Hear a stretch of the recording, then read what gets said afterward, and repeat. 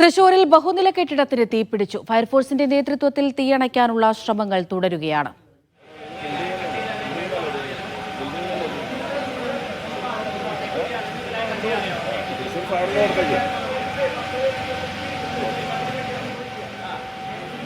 നടരാജ് പരശുറാം വിവരങ്ങൾ നൽകാനായി ചേരുന്നുണ്ട്. നടരാജ്, വലിയ തീപിടുത്തമാണോ ഉണ്ടായത്? എങ്ങനെ തീപിടിച്ചു എന്നാണ് കരുതുന്നത്? തൃശ്ശൂരിന് നഗരമധ്യത്തിലുള്ള വളരെ പ്രധാനപ്പെട്ട റോഡിലുള്ള കെട്ടിടത്തിനാണ് തീപിടിച്ചത്. പ്രസ് ക്ലബിന് സമീപത്ത് 3 നില കെട്ടിടത്തിനാണ് തീപിടിച്ചത്. കെട്ടിടത്തിന്റെ താഴത്തെ നിലയിലാണ് തീ ഉണ്ടായത്. അല്പം തന്നെ ആ ഭാഗം മുഴുവൻ വലിയ രീതിയിൽ പുക പടർന്നു.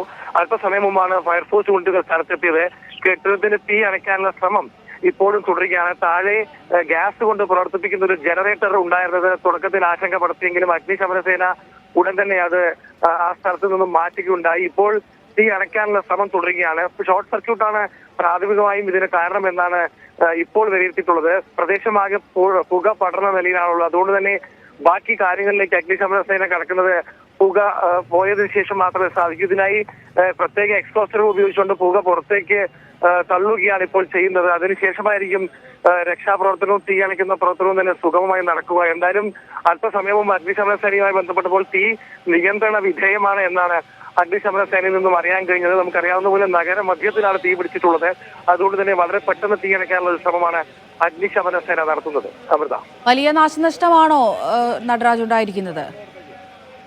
ഈ കെട്ടിടത്തിൽ എന്തെല്ലാമാണ് പ്രവർത്തിക്കുന്നത് എന്ന് അന്വേഷിച്ചതും ഒരു ബാങ്കും സ്വകാര്യ ബാങ്കും അതുപോലെ തന്നെ മറ്റു ചില കേബിൾ TV സ്ഥാപനങ്ങളുമാണ് പ്രവർത്തിക്കുന്നതെന്നാണ് പ്രാഥമികമായി അറിയാൻ കഴിഞ്ഞത്. നാശനഷ്ടങ്ങളെ കുറിച്ച് ഇപ്പോൾ അറിയാൻ കഴിഞ്ഞിട്ടില്ല. വലിയ രീതിയിൽ വസ്തുക്കളൊന്നും തന്നെ കത്തി നശിച്ചിട്ടില്ല എന്നാണ് അറിയാൻ കഴിഞ്ഞത്. ചില പ്ലാസ്റ്റിക് പെട്ടികളും മറ്റുമൊക്കെ തന്നെ താഴത്തെ നിലയിൽ സൂക്ഷിച്ചിട്ടുണ്ടായിരുന്നു എന്നാണ് നാട്ടുകാർ പറഞ്ഞിരുന്നത്. പ്രദേശത്ത് ബൈക്കുകളും ഇരുചക്ര വാഹനങ്ങളും കാറുകളും ഒക്കെ പാർക്ക് ചെയ്യുന്ന ഗ്രൗണ്ട്, അവിടെ നിന്നാണ് ആദ്യം തീ വന്നതായി അറിഞ്ഞത്. നഗരമധ്യത്തിലായതുകൊണ്ട് തന്നെ വളരെ പെട്ടെന്ന് ഫയർഫോഴ്സിന് അവിടെ എത്താനും തീ അണയ്ക്കാനും കഴിഞ്ഞു.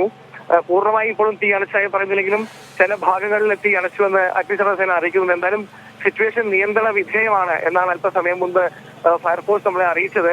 വലിയ രീതിയിൽ നാശനഷ്ടങ്ങൾ ഉണ്ടായി. ഇപ്പോൾ വലിയ രീതിയിൽ നാശനഷ്ടങ്ങൾ ഉണ്ടായതായി അറിവില്ല. അമൃത.